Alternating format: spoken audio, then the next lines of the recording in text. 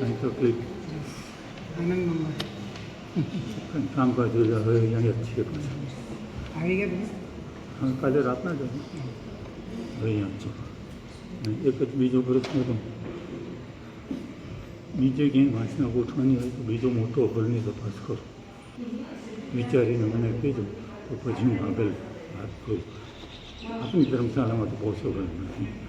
આમ તો પર્યાપ્ત છે. એ હવે મને ખબર નથી. આજે રિંકુભાઈ જોડે વાત થઈ છે કે પૂરો ભરાઈ જાય છે, અને જરૂર હોય કોઈ આટલો હમણાં તો બરાબર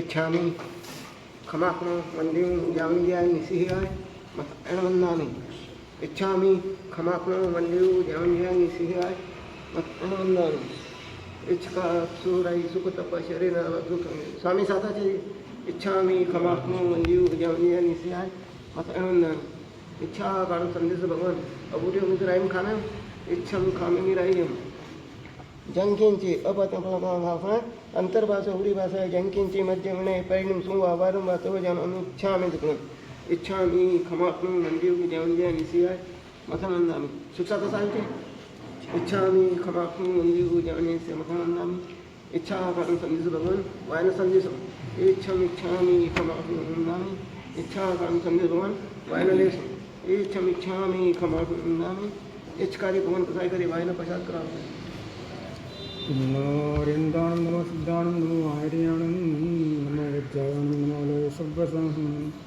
ते स्वपञ्चनमुक्कारो सर्वपापप्रणाशनं मङ्गलाणं च सर्वेषां परमं हवै मङ्गलं नमो दुर्वाररागादिवैरिवारनिवारणे अर्हते योगिनाथाय महावीराय ताय पन्नवे च सुरेन्द्रे च कौशिके पादसंस्पृशि निर्विशेषमनस्कार श्रीवीरस्वामिने नमः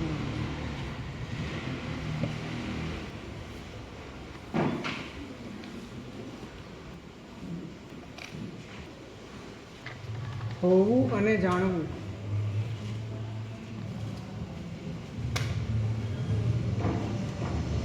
આ બંનેમાં રહેલો સૂક્ષ્મ પ્રયત્ન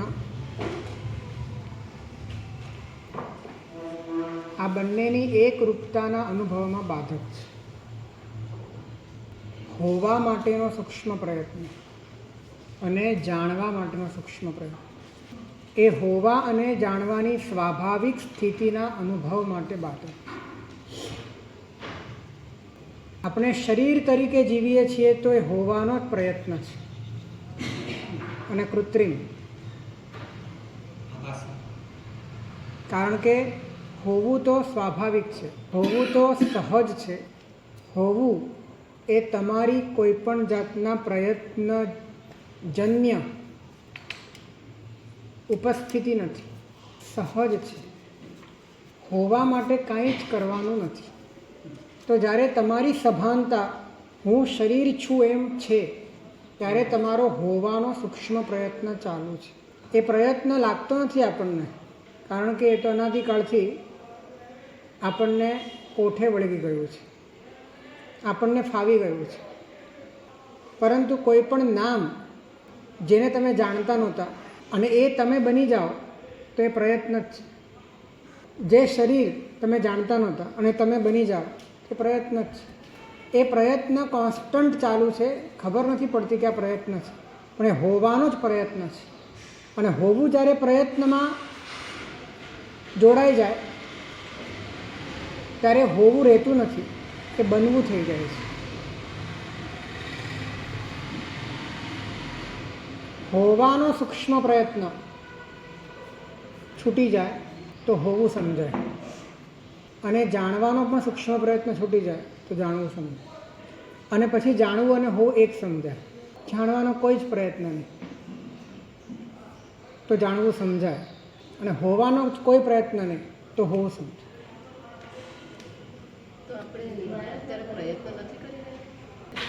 પ્રયત્ન કરી રહ્યા છો એ બાધા છે. પ્રયત્ન કરી જ રહ્યા છો તમે, એ જ કેવું છે મારે. પ્રયત્ન સતત ચાલુ છે આપણો. અનંતકાળથી આ જ પ્રયત્ન ચાલુ છે કે આપણે હોઈએ. અરે પ્રયત્નની જરૂર ક્યાં છે તારે? તારું હોવું તો સહજ છે. જેમ આકાશ છે સહજ, આકાશનું હોવું જેટલું સહજ છે એટલું સહજ તારું હોવું છે. પણ તું હોવાનો પ્રયત્ન કરે છે, અને હોવાનો પ્રયત્ન તારે એટલા માટે કરવો પડે છે કેમ કે પ્રયત્ન હોવાને લઈને નથી કરતો, પરને લઈને કરે છે. અને પરને લઈને જ્યારે હોવાનો પ્રયત્ન કરે છે ત્યારે એ હોવું એ અસહજ બની જવાના કારણે તારા વાસ્તવિક હોવાને તું નથી સમજી શકતો એવો અંતરાય ઊભો થાય છે. સહજ પણ જે હોવું અને જાણવું છે એને પણ જાણવાનો પ્રયત્ન તો થઈ રહ્યો છે. સહજ હોવું એને જાણવાનો પ્રયત્ન એ પણ બાધક બનશે. પણ જાણવાનો પ્રયત્ન મૂકી દેશો તો જ જાણવાનું સમજાશે, અને હોવાનો પ્રયત્ન મૂકી દેશો તો જ હોવાનું સમજાશે. પણ હોવાને સમજવાનો પ્રયત્ન કરશો તો તમે નજીક આવી શકશો પણ સમજી નહીં શકો. તમે નજીક ચોક્કસ આવી શકશો પણ તમે એના નિરૂપાધિક સ્વરૂપને નહીં સમજી શકો. એને માટે તો તમારે છેક અંદરથી હોવાનો અને જાણવાનો જે સૂક્ષ્મ પ્રયત્ન છે એ ખરી પડવો જોઈએ. જેમ પિંપળના પાંદડા ઉપરથી ઝાકળનું બિંદુ ખરી પડે એ રીતે સમગ્ર પ્રયત્ન ખરી પડવો જોઈએ કે તમે હોવા માટે કે જાણવા માટે તમારો કોઈ પ્રયત્ન જ નથી.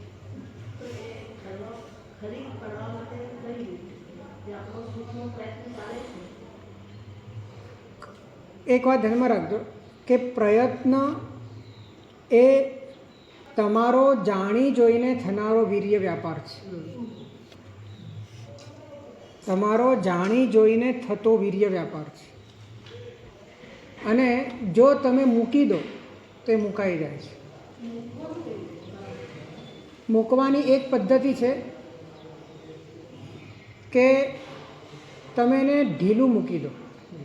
આ મૂકવાની એક પદ્ધતિ છે. શિથિલીકરણ જેને કહેવાય છે. એટલે કે તમે શરીર તરીકે સભાનતાથી જીવી રહ્યા છો તો એટલું ઢીલું મૂકી દો કે તમે શરીર છો કે નહીં એ બાબતમાં જ તમે કન્ફ્યુઝ થઈ જાઓ. એ બાબતમાં જ તમે સંદેહ થઈ જાય તમને. તમે એટલું ઢીલું મૂકી દો. તમારા શરીરની સભાનતાને, શરીર તરીકેના તમારા ફોર્મને, શરીર તરીકેના તમારા ઢાંચાને તમે અંદરથી ઉપયોગના સ્તરે એટલું તમે એને મૂકી દો કે તમે એને પકડ્યું જ નથી, તમે એને જાણતા જ નથી, તમે એને સમજતા જ નથી. આ શિથિલીકરણની પ્રક્રિયા છે. તો આ કેમ કે શરીર હું છું એવું પકડાયા પછી જાણ્યું કે જાણીને પકડ્યું? જાણીને પકડ્યું. એક વાત ધ્યાનમાં રાખજો, પહેલાં તમે જાણો છો પછી જ તમે પકડો છો. નિગોદમાં પણ સ્પર્શનેન્દ્રિયનો અનંતમો ભાગ ખુલ્લો છે. ત્યાં પણ કંઈક જાણે છે પછી પકડે છે. જાણ્યા વગર કશું જ પકડાતું નથી. શરીર ફીલ થાય પછી શું કરવું? હા, શરીર ફીલ થાય પછી એક વાર ધ્યાનમાં રાખજો, પકડ જેટલી વધારે મજબૂત હશે એટલું વધારે ફીલ થશે. તમારી સભાનતા જેટલી વધારે મજબૂત હશે ને એટલી તમારી સંવેદના પણ વધારે સેન્સિટિવ હશે. તમે જો છોડી દો છો, તમે મૂકી દો છો, તમે એને રેડું કરી નાખો છો, તો ઓટોમેટિક એની સાથેની તમારી ચેતનાનો જે તાદાત્મ્ય છે ને એ ધીરે ધીરે ધીરે ધીરે તૂટવા લાગે છે. તો આ ઢીલું મૂકી દેવું, એ હદે મૂકી દેવું, શિથિલીકરણ કરવું, એટલે કે શ્વાસ છૂટી રહ્યો છે ને તો છૂટતા શ્વાસ સાથે આખું શરીર જ છૂટી ગયું. વિચારો થઈ રહ્યા છે તો થતા વિચારોની સાથે આખું મન જ છૂટી ગયું. આ શિથિલ થવાની પ્રક્રિયા છે. અને એક વાત ધ્યાનમાં રાખજો કે સંયોગ ઉપરની જ પકડ તમે જમાવી શકો છો ક્યારે પણ. માટે ઢીલું પણ તમે એને જ મૂકી શકો છો જે સંયોગ છે. આ નિયમ છે, જે પર છે. પર જ સંયોગ છે તો તમે પકડો પણ એને છો જે સંયોગ છે. તો એનો અર્થ એ છે કે પકડી શકો છો તો તમે ઢીલું પણ મૂકી શકો. તો તમે એને ઢીલું મૂકો છો કે જે તમારું નથી, જે તમે નથી, તમે એને ઢીલું મૂકી શકો છો. અને તમારો અનુભવ થઈ શકે એવો છે, અત્યારે પણ થઈ શકે કે તમે જો અંદરથી ઢીલું મૂકો તો બધું મુકાઈ જાય છે. શરીર પણ મુકાઈ જાય છે. શરીર છે પણ તમે ઢીલું મૂકી દીધું. તમે એની સભાનતા, એની પકડ, એની સાથેનું જોડાણ અંદરથી છોડી દો છો તો છૂટી જાય છે.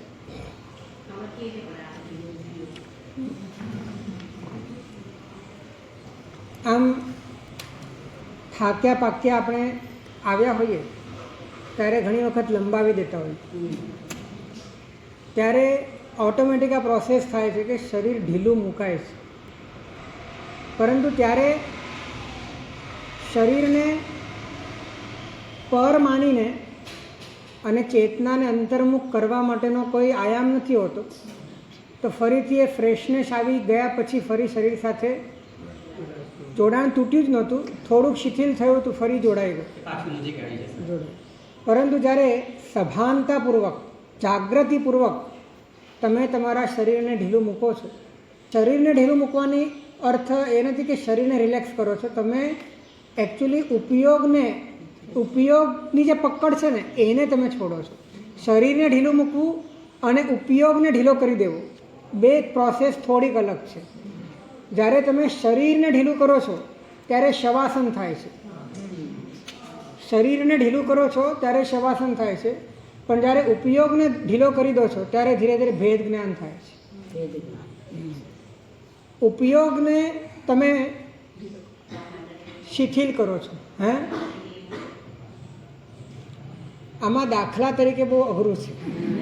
એમની સાહેબ આપણે શરીરને ઢીલું મૂકવાની જે વાત છે ને તો એમાં આપણે એમ શરીરને જોતા હતા. હવે ઢીલું મૂક્યું એટલે એનામાંથી ધ્યાન બહાર કાઢી લીધું, એ ઢીલું મૂક્યું કેવા? એમાં જે આપણે જેમ કે શ્વાસોશ્વાસ છે, શરીરમાં સંવેદન છે, એ જે જોતા હતા હવે એને તમારી શરીર તરીકેની સભાનતા જે હતી ને, શરીર છું એવી જે જડતા હતી એની જગ્યા પર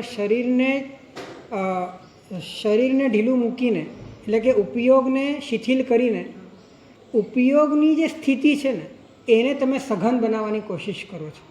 તો જેમ જેમ તમે ઉપયોગની સ્થિતિને સઘન બનાવવાની કોશિશ કરો છો તેમ તેમ ઓટોમેટિક શરીર સાથેનું શિથિલીકરણ થઈ જાય છે. શરીર સાથેનું તાદાત્મ્ય છૂટતું જાય છે. શરીર અને તમારા વચ્ચેનું જે એક ઘનિષ્ઠતા અને તણાવ હતો એ તણાવ ઓટોમેટિક છૂટતો જાય છે. તો પ્રયત્ન બહુ મોટી જાળ છે, પ્રયત્ન બંધન છે. આજે જ એક શ્લોક વાંચ્યો કે મુનિઓનો સમુદાય કેવો, કે આટલા બધા સાથે રહેતા હોય તો પણ ત્યાં મૌન હોય છે. શું લખે છે? આટલા બધા સાથે રહેતા હોય તો પણ ત્યાં મૌન હોય છે. તે મુનિઓનો આખો સમુદાય કેવો લાગે છે? તો કે ચિત્રાલિખિત સૈન્યવત, ચિત્રમાં આલેખિત સૈન્ય જેવું. એટલે કે જેમ ચિત્રમાં આલેખાયેલું સૈન્ય દેખાય બહુ મોટો સમૂહ, પણ કોઈ ધ્વનિ ના હોય, એમાં કોઈ અવાજ ન હોય, સંપૂર્ણપણે મૌન હોય. એ રીતે મુનિઓનો સમુદાય, સાધુઓનો સમુદાય, શ્રમણીઓનો સમુદાય કેવો હોય?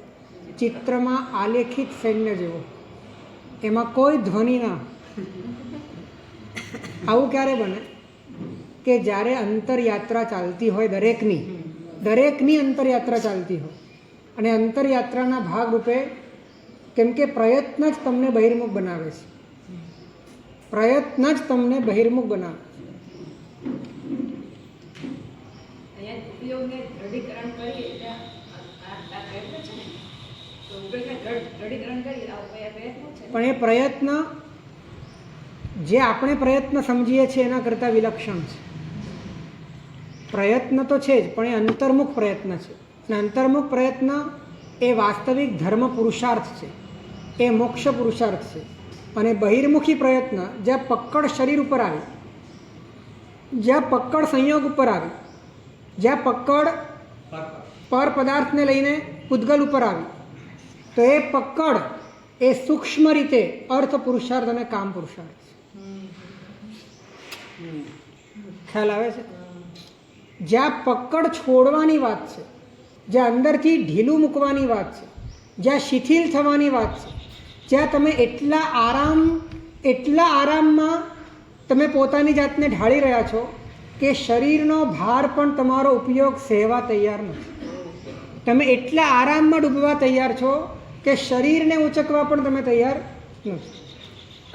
આવી સ્થિતિ એ જેમ જેમ અંદરમાં બને છે તેમ તેમ ઉપયોગની સઘનતા થતી જાય છે અને પર પદાર્થો સાથેના પકડનું શિથિલીકરણ થતું જાય છે. તો એક સાથે બે પ્રક્રિયા થાય છે કે પરનું શિથિલીકરણ અને ઉપયોગનું એકીકરણ. આ પ્રોસેસ દરમિયાન ક્યારેક એવું બને સાહેબ કે ઊંઘ આવી ગઈ હોય કે આપણે ભાનમાં ન હોય, એવું બની શકે? એવું શરૂઆતમાં બને છે. ઊંઘ તમને ત્યારે જ આવે જ્યારે તમને શાંતિ મળતી હોય. ધ્યાન રાખજો, ઊંઘ તમને ત્યારે જ આવે જ્યારે તમને શાંતિનો અનુભવ થતો, જ્યારે તમારો થાક ઉતરતો, ત્યારે જ તમને ઊંઘ આવે. તો આ પ્રોસેસમાં ઊંઘ આવે તે નિશાની સારી છે, પણ ઊંઘતા નથી રહેવાનું.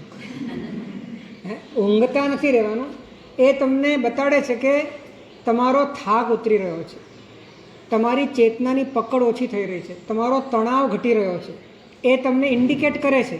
પરંતુ જો ઊંઘમાં ચાલ્યા ગયા તો ઊંઘમાં તો એ જ સુષુપ્ત સંસ્કારો છે આપણા, જે આપણા શરીર સાથેના તાદાત્મ્યવાળા છે. તો ઊંઘમાં જશો તો ફરી એ તાદાત્મ્ય ઊભું થઈ જશે. એટલે ઊંઘમાં નથી જવાનું. ઊંઘ આવે એ નિશાની સારી છે, પણ ઊંઘમાં જવાનું નથી. સમય પસાર થઈ ગઈ ખબર નથી પડતી. સમય પસાર નથી થતો, આપણે પસાર ઊંઘમાં ખબર ન પડે, અને કદાચ તમે ધ્યાનમાં હો ત્યારે પણ ખબર ના પડે. સમય કેટલો પસાર થયો એ ખબર પડવી ન પડવી એ બીજા નંબરની વાત છે, પરંતુ છૂટાયું કેટલું એ બહુ મહત્ત્વનું છે. છૂટ્યા કેટલા, મુક્ત કેટલા થયા, શિથિલ કેટલા થયા, ઢીલું કેટલું મુકાયું, અંદરથી કેટલું ખરી પડ્યું, આ ખૂબ મહત્ત્વની ચેષ્ટા છે. એટલે આમ સાધુ બોલે, ચાલે, બેસે, ઉઠે તો એવું લાગે કે કોઈક યંત્ર કામ કરી રહ્યું છે. યંત્ર એટલે કે અંદરથી પોતે છૂટો પડી ગયો છે અને બહાર શરીર ચેષ્ટા કરી રહ્યું છે. અને ચેષ્ટા કરતું શરીર એ પોતાને દ્રશ્ય તરીકે દેખવામાં આવે છે, અને દ્રશ્ય તરીકે જોવા માટેનો પ્રયત્ન નથી. ખ્યાલ આવ્યો? એ દ્રશ્ય તરીકે જોવા માટેનો પ્રયત્ન નથી. જોવાનો અને જાણવાનો પ્રયત્ન જ્યાં સમાપ્ત થઈ ગયો, જ્યાં હોવાનો પ્રયત્ન પણ સમાપ્ત થઈ ગયો, ત્યાં હોવું પોતાના સહજ સ્વરૂપમાં, ત્યાં જોવું પોતાના સહજ સ્વરૂપમાં એકપણે સમય સાર રૂપે, સમય સ્વસમય રૂપે ત્યાં પ્રગટ થાય. હોવાની કોશિશ એટલે મિથ્યાત્વ, અને જોવાની કોશિશ એટલે કશાય.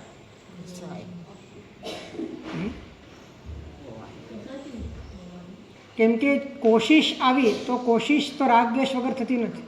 સહજ જોવું. જ્યાં સહજતા છે ત્યાં જ વિતરાગતા છે. જ્યાં સહજતા છે ત્યાં જ અંદરમાં કશાયોથી ઉપર ઉઠીને તમારી પોતાની સહજ સ્થિતિ બને છે. જ્યાં તમારી કોશિશ આવી, હા, પ્રશસ્ત પણ કોશિશ હોઈ શકે, અપ્રશસ્ત પણ હોઈ શકે. પ્રશસ્તમાં બહિર્મુખતા તોડવાની વાત આવે, અંતર્મુખતા જગાવવાની વાત આવે, પરંતુ એમાં પણ કશાયોનો પ્રભાવ છે. કોશિશ છે ત્યાં કશાય છે. હા, આનું આખું એટલે જ્યાં પ્રયત્ન છે ત્યાં કશાયનો પ્રભાવ છે. જ્યારે તમારી ચેતના પ્રયત્ન શૂન્ય થઈ જાય છે, કોઈ જ પ્રયત્ન નહીં, જોવાનો કોઈ પ્રયત્ન નહીં અને દેખાય છે, હોવાનો કોઈ પ્રયત્ન નહીં અને તમે હો છો, હોવાના પ્રયત્ન વગર હોવું અને જોવાના પ્રયત્ન વગર જોવું, આ સ્વભાવ છે. હોવાના પ્રયત્ન વગર હોવું અને જોવાના પ્રયત્ન વગર જોવું, આ જીવનો સ્વભાવ છે. જ્યાં તમે હોવાનો પ્રયત્ન કર્યો તો આઈડેન્ટિટીના જાળમાં ફસાયા, જ્યાં તમે જોવાનો પ્રયત્ન કર્યો તમે રાગદ્વેષની જાળમાં ફસાયા. અને રાગદ્વેષ અને મિથ્યાત્વ આ બંને ભેગા મળીને રાગ, દ્વેષ અને અજ્ઞાન 3 દોષો જે સંસારમાં રખડાવનારા છે એનાથી આ આત્મા બંધાયા કરે છે.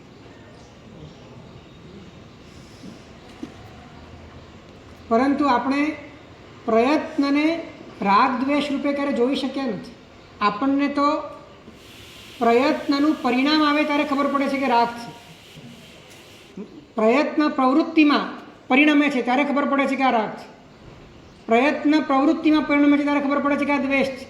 પણ તારા ઉપયોગમાં પેદા થયેલો પ્રયત્ન એ જ કશાય, એ જ રાગ, એ જ દ્વેષ. તો ત્યાંથી જ તું જે ઉદ્ગમ સ્થાન છે, જે પ્રયત્ન છે, તું ત્યાંથી જ એને રિલેક્સ કરી નાખ, ત્યાંથી જ તું એને ઢીલું મૂકી દે, ત્યાંથી જ તું શાંત થઈ જા, ત્યાંથી જ તારી ચેતનાને તું તારા સ્વભાવમાં લાવી દે. આવું જો થઈ શકે તો મૂળથી કાર્ય થાય. અને મૂળથી કાર્ય થાય તો રાગ દ્વેષમાં પરિણમવું કે ના પરિણમવું એની સ્વતંત્રતાનો તમને પરિચય થાય. અત્યારે તમને એવું લાગે છે કે આપણે તો પરતંત્ર છીએ, ઉદય આવે એટલે રાગ કરવો જ પડે અને ઉદય આવે એટલે દ્વેષ કરવો જ પડે. પણ જ્યારે તમે ઉપયોગના પ્રયત્નને સમજો છો અને ઉપયોગના સ્તરથી જ અપ્રયત્નને પણ સમજો છો ત્યારે ઉદય પ્રમાણે પરિણમવું અથવા ન પરિણમવું એની સ્વતંત્રતા તમને સમજાય. કોઈ ભાવ આવ્યો તો એ સ્ટોપ, ભાવ આવ્યો તો ત્યાંથી પાછું. પ્રશસ્ત કરવો જ પડે, પરંતુ કરવો જ પડે એવું નથી. પ્રશસ્ત કરવો જ પડે પણ એ ભૂમિકા છે. અને પ્રશસ્ત શેને માટે કરવો પડે? પ્રશસ્ત કરવા માટે કરવો પડે કે અંતર્મુખ થવા માટે કરવો પડે? અંતર્મુખ થવા માટે. બહિર્મુખતા તોડવા માટે કરવો પડે. અત્યંત આવેગથી તમે બહાર ધસી ગયા હો તો તમારી જાતને સમેટવા માટે કરવો પડે. પરંતુ વારંવાર પ્રશસ્ત કશાયો પણ જો નિષ્ફળ જશે, વારંવાર પ્રશસ્ત કશાયો પણ નિષ્ફળ જશે તો એ પ્રશસ્તતાની ધાર પણ બુઠ્ઠી થઈ જશે. એટલે પ્રશસ્તતાની ધારને તમારે તીક્ષ્ણ કરવી હોય તો તમારે પ્રશસ્ત અને અપ્રશસ્ત બંનેથી પર એવું જે શુદ્ધ સ્વરૂપ છે એ શુદ્ધ સ્વરૂપને સ્પર્શવા માટેનો સહજ પ્રયત્ન, કે જે પ્રયત્ન છે પણ સહજ છે, સહજતાનો છે, સહજતામાં લઈ જનારો છે, અને અંતે તમને તમારી સ્થિતિનો ભાન થાય અને ત્યાં પરમ આનંદનો અનુભવ થાય. એ આનંદના અનુભવમાં એ તાકાત છે કે તમારી કદાચ તમે પાછા બહિર્મુખ થયા તો પ્રશસ્તતાની ધાર એ ફરી મજબૂત કરી નાખશે. નહીં તો વારંવાર નિષ્ફળ થયેલા શુભ ભાવો એની ધાર બુઠ્ઠી થાય. વારંવાર નિષ્ફળ થયેલા શુભ ભાવોની ધાર બુઠ્ઠી થાય. પણ શુભ ભાવને જો શુદ્ધ ભાવનું બળ મળી જાય તો એ તીક્ષ્ણ થઈ જાય. સહજ પ્રયત્ન અને કૃત્રિમ પ્રયત્ન એ બેમાં સહજ પ્રયત્ન અને કૃત્રિમ પ્રયત્નમાં ફરક એ કે જે પ્રયત્ન અપ્રયત્નમાં પરિણમે તે સહજ પ્રયત્ન. જે પ્રયત્ન અપ્રયત્નમાં પરિણમે, ઉપયોગના સ્તરની આ વાત છે, યોગના સ્તરે આને ઘટાડશો નહીં. તમે યોગને પ્રયત્ન શૂન્ય બનાવવા જશો તો કરતા ભાવ આવી જશે. અહીંયા જે વાત કરી રહ્યા છીએ તે કેવલ ચેતનાની વાત છે, કેવલ ઉપયોગની વાત છે, કેવલ તમારા અંતર્મનની વાત છે. એ સ્તરે તમારે નિષ્ક્રિય અને શૂન્ય બનવાની વાત છે, પ્રયત્ન શૂન્ય બનવાની વાત છે. અને ખરી વાત તો એ છે, અદ્ભુત વાત એ છે કે પ્રયત્ન શૂન્ય સ્વરૂપ, પ્રયત્ન શૂન્ય સ્વરૂપ ત્યાં હાજર છે. એટલે તમારે પ્રયત્ન શૂન્ય બનવાનું છે. એ તો એક શરૂઆતનો હાથ પગ હલાવવાનો પ્રયાસ છે, પણ આગળ જતાં તમે એમાં જ મર્જ થઈ જાઓ છો, તમે એમાં જ સમાઈ જાઓ છો, તમે એમાં જ ડૂબી જાઓ છો કે જે સ્વભાવથી જ પ્રયત્ન શૂન્ય છે, જે સ્વભાવથી જ નિરાકુલ છે, જે સ્વભાવથી જ પરમ શૂન્ય છે.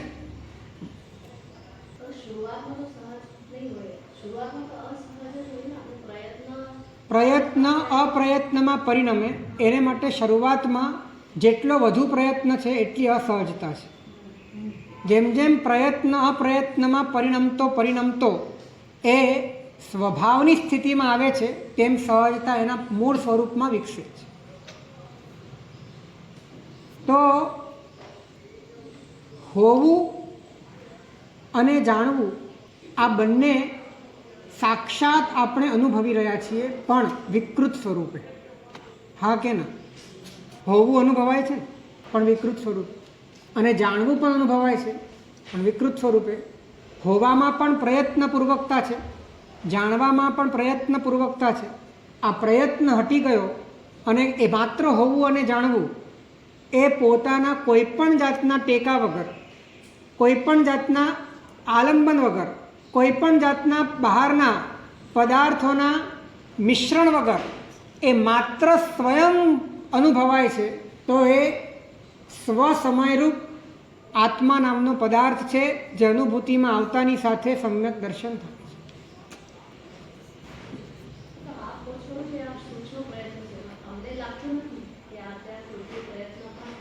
હું તમને કહું કે એક બાળક જ્યારે જન્મે છે ત્યારે એ કોઈ નામ લઈને તો આવતો નથી.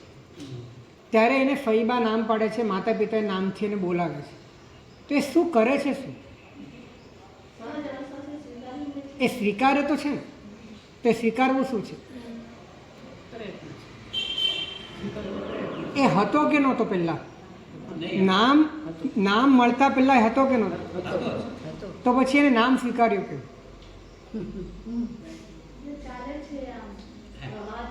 એટલે આ પ્રવાહ અનંતકાળનો વિપરીત પ્રવાહ છે. કોઈ પણ બાહ્ય પદાર્થને લઈને હોવાની કોશિશ, કોઈ પણ બાહ્ય પદાર્થને લઈને પોતાના હોવાની કોશિશ, નામને લઈને, આકારને લઈને, રૂપને લઈને કોશિશ જ છે. પણ આ કોશિશ એટલી કોઠે પડી ગઈ છે કે કોશિશ છે એવું સમજાતું છે તો કોશિશ જ. એટલા માટે એમાં આકુળતા છે. એ કોશિશનો ભાર એટલો મોટો છે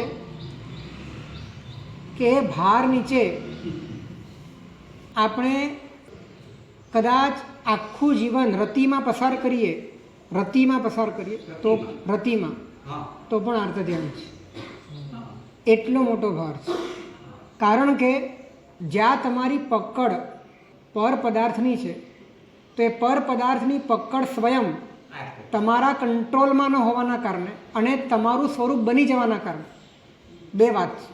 એક તો એ તમારા અધિકારમાં નથી, અને બીજા નંબરમાં એ તમારું અસ્તિત્વ બની ગયું છે. હવે અધિકારમાં ન હોય એ અસ્તિત્વ બની જાય એટલે અંતરમાં અનિશ્ચિતતા આવે, અને અનિશ્ચિતતા આર્ત ધ્યાન પેદા કરે. પર પરિણતિ અપની કર માને વર્તે આર્ત ધ્યાને, બંધ મોક્ષ કારણ નવી જાણે તે પહેલે ગુણ ઠાણે.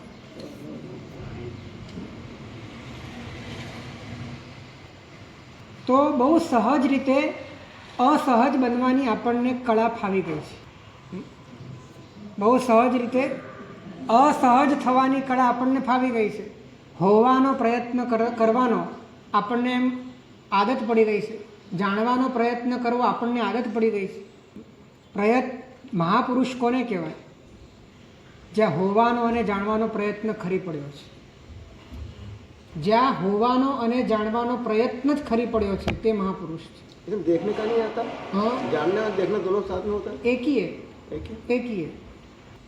एक को ज्ञान बोलते, एक को दर्शन बोलते, लेकिन दोनों है तो उपयोग. આપણે શાસ્ત્રો ભણીએ છીએ એ ભણવા પાછળ જે ઉત્સુકતા છે એ ઉત્સુકતાની પાછળ કયો ભાવ કામ કરે છે? ક્યારે શાંતિથી વિચાર્યું છે? આપણે કોઈ પણ ક્રિયાઓ કરીએ છીએ એ શુભ ક્રિયાઓ કરવા પાછળ પણ કયો પ્રયત્ન કામ કરે છે? તમારા બધા જ પ્રયત્નો આ બે પ્રયત્નમાં સૂક્ષ્મ પ્રયત્નમાં સમાવિષ્ટ થાય છે. યા તમે કાંઈ પણ કરશો છેલ્લે તમે બધું હોવામાં કન્વર્ટ કરશો યા તમે જાણવામાં કન્વર્ટ કરશો, બધું જ. હા, ભણવું જાણવાના પ્રયત્નમાં, પણ એ જાણવાના પ્રયત્નની પાછળ શું? એટલે કૃત્રિમ હોવાના પ્રયત્નમાં જે કન્વર્ટ થઈ રહ્યું છે. એટલે આમ જોવા જાવ તો આપણા દરેક પ્રયત્નો મિથ્યાત્વ અને કષાયથી પ્રભાવિત છે. કૃત્રિમ જણાવવા પછી ખાલી અર્થ સહિત બધા બરોબર નથી કે બધું કઈ દ્રઢ ક્રિયા છે. ક્યાં ભાવ હવે એ અર્થ સહિત, મુદ્રા સહિત, 17 સંડાસા સહિત અને એકાગ્રતાપૂર્વક અને કોઈ પણ જાતની ચૂક ન થાય એ રીતે સુંદર ક્રિયા કરે છે. પણ એ ક્રિયા કરવાના પ્રયત્ન પાછળનો એનો આંતરિક હેતુ શું છે? એ પ્રયત્ન શેમાં કન્વર્ટ થઈ રહ્યો છે? તો કે પોતે આટલો ચુસ્ત ક્રિયા કરવાવાળો આરાધક છે. એટલે એ વ્યક્તિત્વ એટલે કે હોવામાં બધો એટલે કે હું ભગવાનનું કીધું કરું છું. બરાબર ને? જોર ક્યાં આવે છે? ભગવાન પર આવે છે કે હું પર આવે છે? તો ઓટોમેટિક બધો જ પ્રયત્ન હોવાના વિકૃત પ્રયત્નમાં કન્વર્ટ થઈ રહ્યો. હા, નામ નિર્જરાનું છે, પ્રોસેસ કઈ છે? નામ નિર્જરાનું છે, પ્રોસેસ કઈ થઈ રહી છે? આ બધો જ પ્રયત્ન ક્યાં ઠલવાઈ રહ્યો છે? બધો જ પ્રયત્ન કન્વર્ટ ક્યાં થઈ રહ્યો છે? અનુભવ પહેલાનો બધો જ પ્રયત્ન. જો તમે હોવા અને જાણવાના પ્રયત્નને પાતળો પાડવાની ક્ષમતાની ઉપશાંતતાની સ્થિતિમાં નથી તો તમારો દરેક પ્રયત્ન મિથ્યાત્વ અને કષાયની અભિવૃદ્ધિ કરે છે. હા, ભગવાનની આજ્ઞા માત્ર કરવાની છે કે ઠરવાની છે?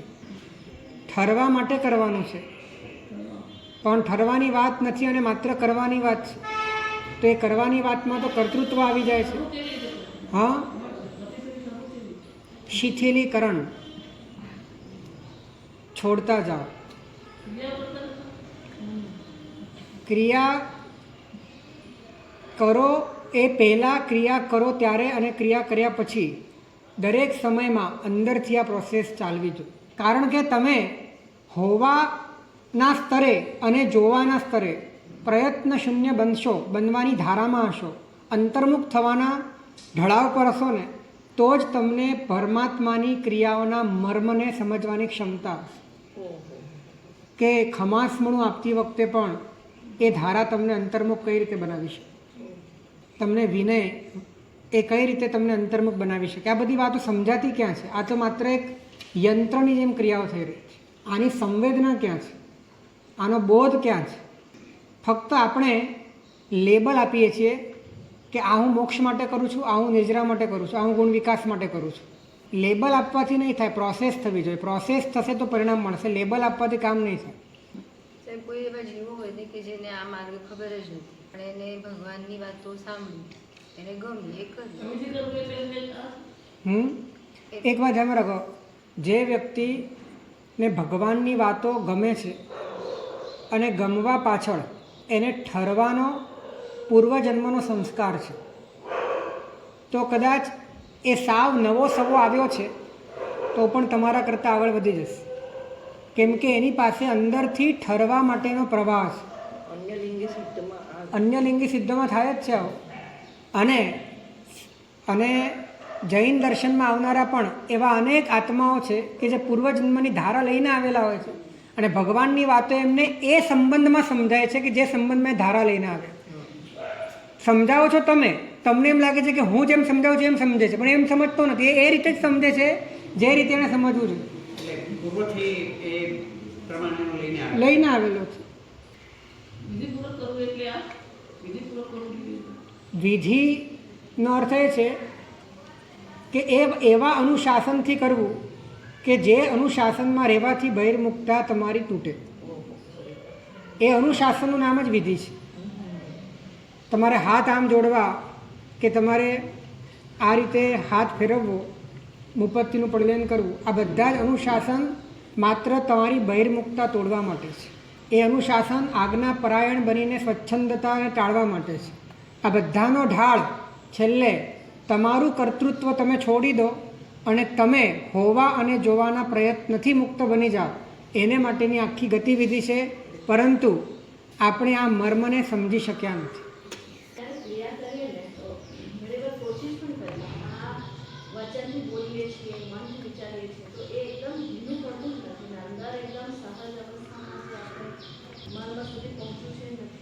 શરૂઆતમાં આવું લાગશે, પણ જેમ જેમ અભ્યાસ તમારો વધશે તેમ તેમ પડલ તમારા તૂટતા જશે, તેમ તેમ અંદર કોમળતા આવતી જશે, તેમ તેમ અંદરમાં સૂઝ પડતી જશે, તેમ તેમ ભેદ પડતો જશે અને એ ભેદ તમને એક દિવસ અભેદ સુધી લઈ જશે.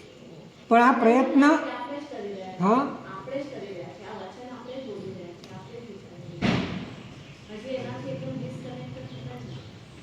આપણે છીએ ને, એટલે આપણે છીએ.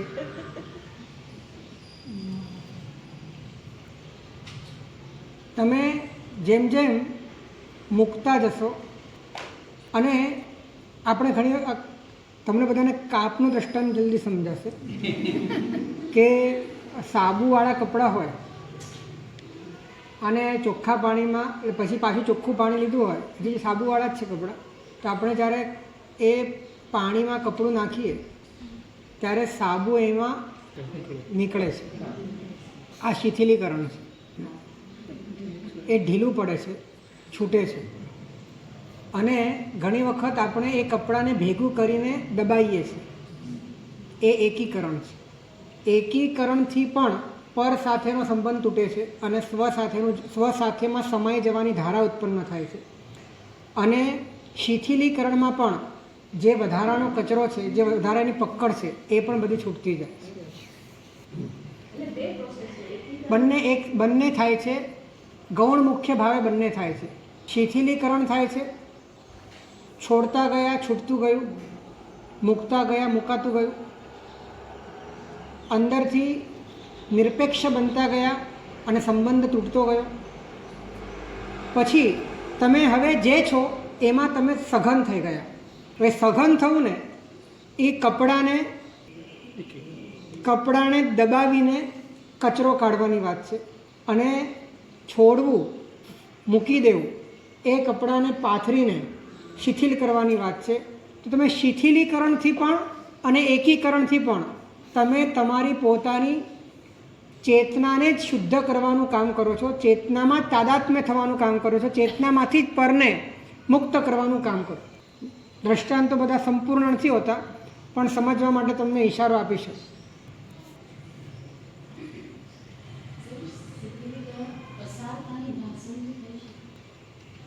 શિથિલીકરણ છે ને એ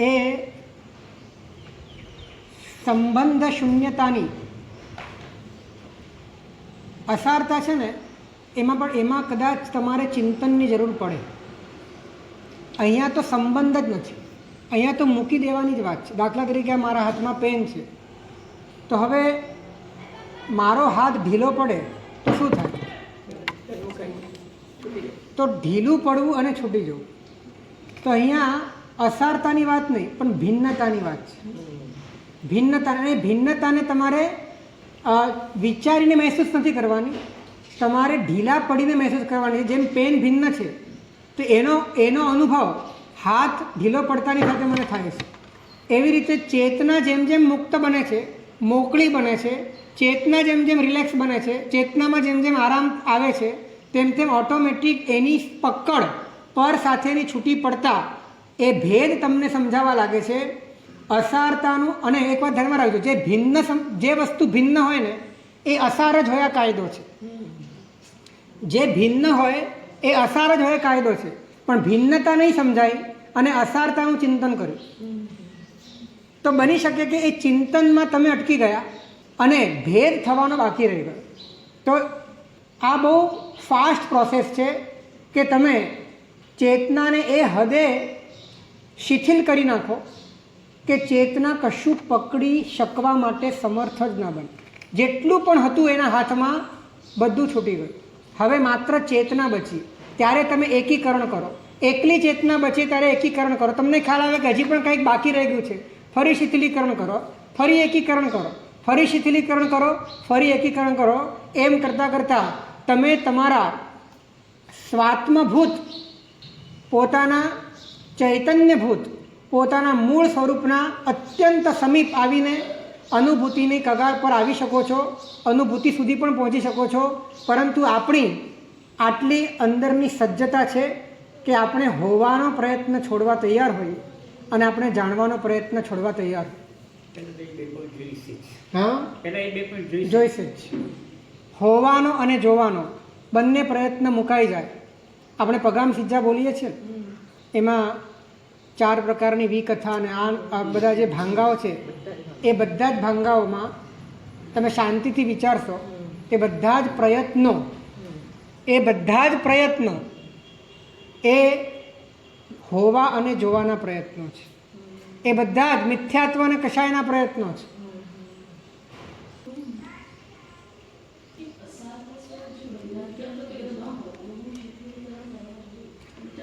નહીં, અસારતારૂપ વૈરાગ્ય હોવો જોઈએ. એ ભૂમિકા રૂપે ઉપયોગી છે, ભાવના રૂપે, ચિંતન રૂપે ઉપયોગી છે. અને ભાવનાની ભૂમિકા દ્રઢ થયા પછી આ શિથિલીકરણ અને એકીકરણની સાધના પ્રયોગાત્મક રીતે વધારે અસરકારક થાય એવી છે. પરંતુ માત્ર અસારતાનું ચિંતન કર્યા પછી જો છૂટું ન પડી શકાય તો અર્થ નથી. અસારતાનું ચિંતન થયા પછી છૂટું પડાવવું જોઈએ. છૂટું પડે માટે અસાર લાગવું જોઈએ. અસાર લાગે માટે છૂટું પડવાનો પ્રયત્ન થવો જોઈએ અને પ્રયત્ન થયા પછી છૂટું પડવું જોઈએ.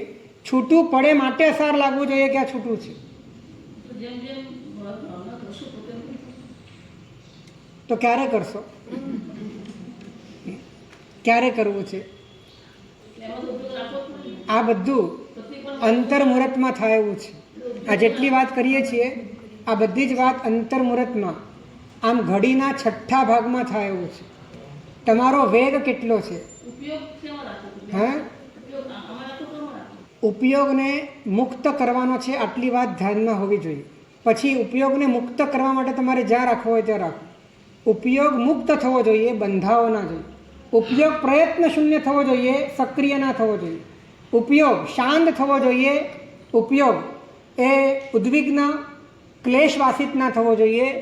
બસ આટલી જ ધારા તમારે સમજવાની છે. અને એ મુજબનો પ્રયત્ન તમારો અંદરમાં 24 કલાક ચાલે એવી તમારો વારંવાર, હું એમ નથી કહેતો કે પહેલાં ધડાકે તમે સફળ થશો, પણ દિવસમાં કરતા ગયા, ભૂલતા ગયા, પાછું કરતા ગયા, ભૂલતા ગયા, કરતા ગયા, પાછું ભૂલતા ગયા, પણ પુનઃ વારંવાર આ રિપીટ થવાથી એવું થાય છે કે ઉપયોગ પોતાની આવી આદત બનાવે છે.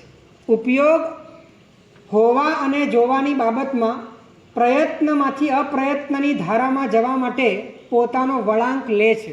અને ધીરે ધીરે તમે પોતાની સહજતામાં રહી શકો એટલી સામર્થ્યતા, એટલી શક્તિ તમારામાં આવે છે.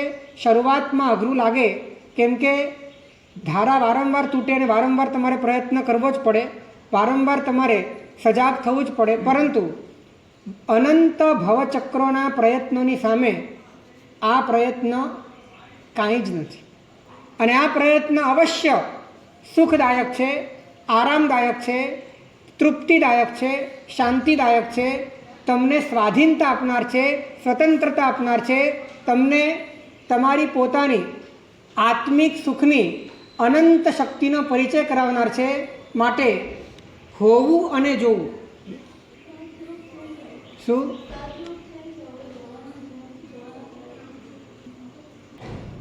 ક્યારે તદ્રુપ થશો? જે છો તમે અત્યારે એમાં જ તદ્રુપ થઈ જશો કે એને ઢીલું કરીને એનાથી છૂટા પડીને પછી જે બચ્યું એમાં તદ્રુપ થશો? એમાં તદ્રુપ થશો ત્યારે ખ્યાલ આવશે કે હજી પણ કાંઈક બચ્યું છે. ફરી ઢીલા થશો, ફરી મૂકશો, પાછા તદ્રુપ થશો. આમ કરતાં કરતાં શુદ્ધિકરણ થતું જશે અને તદ્રુપતાના કારણે ચેતના સમજાશે. તદ્રુપતાના કારણે ચેતના સમજાશે. શિથિલીકરણના કારણે ભેદ સમજાશે.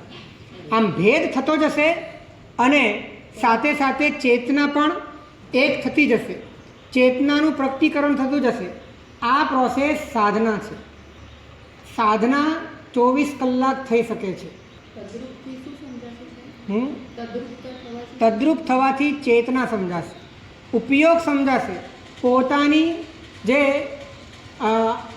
ચૈતન્ય ઘન સ્વરૂપ, જ્ઞાન ઘન સ્વરૂપ, જ્ઞાયક ભાવરૂપ, જ્ઞાન સામાન્ય રૂપ, એવું જે પોતાનું કંઈક સ્વરૂપ છે એ આછું પાતળું અણસારમાં આવશે. એ તદ્રુપ થવાથી આવશે. તદ્રુપ થવા માટે પહેલાં ભૂમિકા એ તમારી હોવી જોઈએ કે તમે પર સાથે તદ્રુપ ન થઈ જાઓ, તમે શરીર સાથે તદ્રુપ ન થઈ જાઓ, તમે મન સાથે તદ્રુપ ન થઈ જાઓ, તમે વિચાર સાથે તદ્રુપ ન થઈ જાઓ. તમે એમાં તદ્રુપ થઈ ગયા અને માની લીધું કે હું તદ્રુપ થઈ ગયો તો ગરબડ થવાની સંભાવના છે. એ તો છો જ. અનંતકાળથી આપણો જે સૂક્ષ્મ પ્રયત્ન છે એ કૃત્રિમ રીતે તદ્રુપ થવાનો છે, કૃત્રિમતામાં તદ્રુપ થવાનો છે, કૃત્રિમતામાં એકાકાર થવાનો છે, કૃત્રિમતામાં જ. પણ એ પ્રયત્ન ફાવી શક્યો નથી, એ પ્રયત્ન જામી શક્યો નથી, એ પ્રયત્ન સ્થિર થઈ શક્યો નથી, એને હજી પ્રતિષ્ઠા મળી નથી. માટે જ અંદરમાં આટલી બધી વિચલિતતા છે, માટે જ આટલો બધો પ્રયત્ન છે. જો એ સ્થિર થઈ ગયો હોત તો ત્યાં પ્રયત્ન ખતમ થઈ ગયો હોત. પ્રયત્ન સતત ચાલુ છે કેમ કે આ પ્રયત્નને સફળતા મળી નથી, કારણ કે તદ્રુપ થવાતું નથી અને તદ્રુપ થવા માંડ્યો છે. તદ્રુપતા અભેદ છે, તદ્રુપતા ભેદમાં નથી. એટલે હા, એવું ક્યારેક બની શકે કે તમે માત્ર ચેતનાના સ્તરે તદ્રુપ થવા લાગ્યા તો બધો ભેદ પડી ગયો. તમે માત્ર ચેતનાના સ્તરે તદ્રુપ થવા લાગ્યા તો ઓટોમેટિક બધો ભેદ પડી જાય બની શકે. પરંતુ એવું કરવામાં ગુરુ કૃપા જોઈએ, કુશળતા જોઈએ, નિપુણતા જોઈએ, બોધ જોઈએ. તો એમાં જ્ઞાનીનું સમર્પણ જોઈએ, જ્ઞાનીની કૃપા જોઈએ.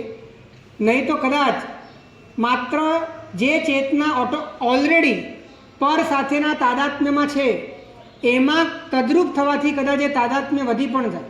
એટલે શિથિલીકરણ પછી એકીકરણ, શિથિલીકરણ, એકીકરણ, આ રીતે છૂટતા જાઓ, એક થતા જાઓ, છૂટતા જાઓ, એક થતા જાઓ. ધીરે ધીરે ધીરે ધીરે શુદ્ધ થયેલી ચેતના પોતાના સ્વરૂપમાં પ્રતિષ્ઠિત થાય. તો આપણે, હું તમને કહું કે હોવાનો પ્રયત્ન આપણે કઈ રીતે કરીએ છીએ.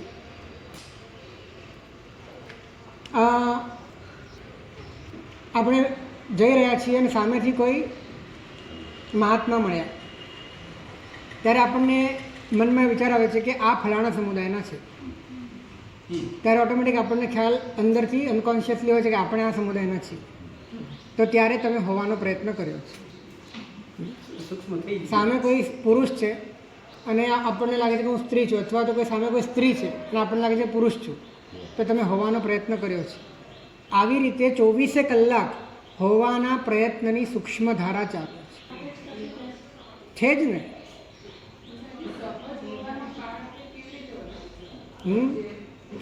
જેટલી હોવા માટેના પ્રયત્નોની શૂન્યતા વધશે તેટલી સહજ હોવાની ધારા સમજાશે.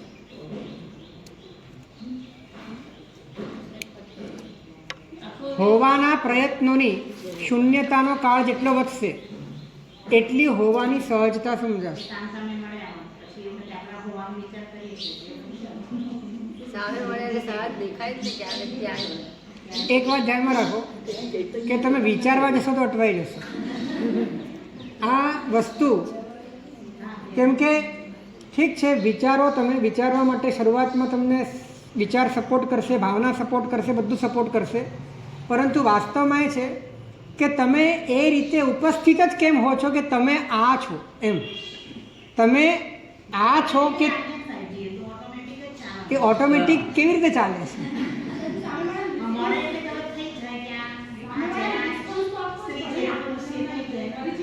એટલે આપણે આ બધી પકડ જમાવીને બેઠા છે, મારે કહેવું છે. એટલે આ પ્રયત્ન આપણું વીર્ય આ પ્રયત્નમાં વપરાઈ રહ્યું છે. એટલે અંદરથી આપણે ફક્ત એક વ્યવસ્થા ખાતર જે વ્યવહાર ચાલે છે એટલા પૂરતો ચાલતો રહે અને આપણી પોતાની ઉપસ્થિતિ એમાંથી નીકળી જાય. જ્યારે આવું થાય ત્યારે સમજવાનું કે આપણને સહજ હોવાની ધારા સમજાશે. 563 પર ચોપડી એની જેવું થાય ને? 563 ઉપર, અને 563 તો જીવિચારના ભેદ છે, પણ એના કરતાં અહીંયા વધારે ભેદ છે. હા, શું કહો છો? એવું જ હોય, સમ્યક દ્રષ્ટિ આવો જ હોય. સમ્યક દ્રષ્ટિ માટે લખ્યું છે, સમ્યક દ્રષ્ટિ જીવડો કરે કુટુંબ પ્રતિપાળ, અંતરથી ન્યારો રહે જીમ ધાવ ખેલાવત બાર. તે અંદરથી આવો જ હોય. તે કંઈ ખોટું નથી, એ કપટ નથી. તમે તમારા મૂળ સ્વરૂપથી વંચિત રહો એનાથી મોટું કોઈ કપટ નથી. તમે તમારી જાતને છેતરો એનાથી મોટું કોઈ કપટ નથી. તમે કૃત્રિમ બની જાઓ એનાથી મોટું કોઈ કપટ નથી. તમે તમારી જાતને તમારા મૂળ સ્વરૂપથી છોડાવીને અલગ અલગ કૃત્રિમ ઢાંચામાં ઢાળી દો એનાથી મોટું કોઈ કપટ નથી. આ જ માયા છે. હા, ક્રિયાઓ તો કરવી જ પડશે. કારણ કે જ્યાં સુધી તન મન વચન છે, જ્યાં સુધી યોગ છે, ત્યાં સુધી ક્રિયા છે, અને ક્રિયાનો સંબંધ ઉપયોગ સાથે છે. એટલે જે ક્રિયાઓ કરવાથી ઉપયોગ અંતર્મુખ થાય એવી ક્રિયાઓ કરવી જ પડશે. જ્યાં સુધી ઉપયોગ સંપૂર્ણપણે ઘાતી કર્મોના ક્ષયથી પોતાનામાં પ્રતિષ્ઠિત નહીં થાય ત્યાં સુધી એના પતનની સંભાવના છે. અને પતનની સંભાવના એની મન વચન કાયાના માધ્યમે જ છે. માટે એના ઉત્થાનની સંભાવના પણ મન વચન કાયાના માધ્યમે જ છે. માટે ક્રિયા કરવી જ પડશે. તો ક્રિયા અને જ્ઞાન આ બેની જોડી છે. આ બેની જોડી આપણને યથાર્થ રીતે ત્યારે સમજાય કે જ્યારે આપણા મૂળભૂત સ્વરૂપના પ્રગટીકરણ માટે ચેતના કાર્ય કરે ત્યારે કાર્ય કરવામાં કઈ રીતે આપણને જ્ઞાન માર્ગ અને ક્રિયા માર્ગ ઉપયોગી બને એ અનુભવના સ્તરે જ બેની સંધિને તમે સમજી શકો, બેના સમન્વયને તમે સમજી શકો. બોલવાથી સમજાય એવી આ વાત નથી. બંનેનો સમન્વય અનુભવના સ્તરે સમજાય એવો છે.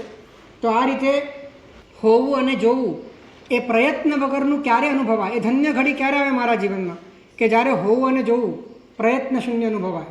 ન હોવાનો પ્રયત્ન, ન જોવાનો પ્રયત્ન. ત્યારે હોવું પણ છે ને જોવું પણ છે. અને હોવું અને જોવું બંને બે નથી, પણ બંને એક જ છે. એવું સચ્ચિત અને આનંદ સ્વરૂપ, એવું પોતાનું સ્વરૂપ પોતાના ભીતરમાં અનુભવાય. એ માટે અપ્રયત્નની ધારામાં પ્રયત્ન કરીએ એ જ. આ થાય પછી કેવળ જ્ઞાન થાય.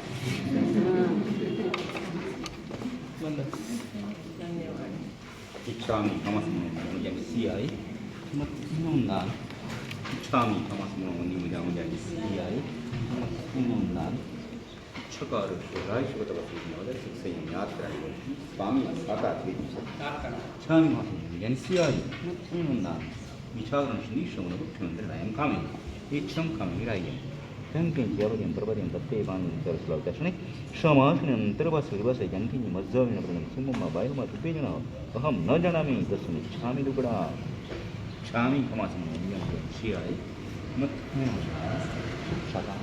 सार मंगल मंगल्यम सर्वकल्याण कारणम प्रधानम स्वधर्माणाम जयम जय.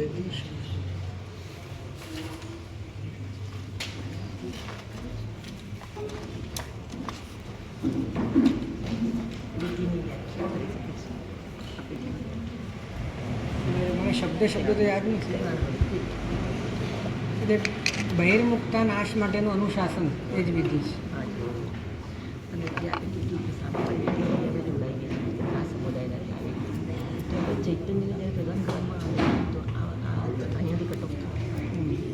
એટલે તમે નિરપેક્ષ બની જાઓ ને અંદરથી પોતાના માટે હોવા માટે એટલે કે આ છું એવું કહેવાની ક્યાં જરૂર છે?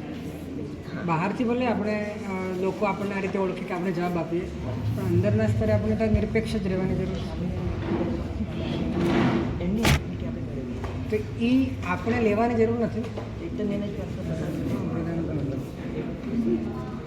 ये पुद्गल में सुबुद्धि कारण बहिर्मुखता आती है, बुद्धि से बहिर्मुखता आती है है ना? तो आत्मा में सुबुद्धि आ जाए फिर अंतर्मुखता हो, आत्मा समझ में आता है, वैसे वैसे सुबुद्धि आत्मा में आती है. तो फिर अंतर्मुखता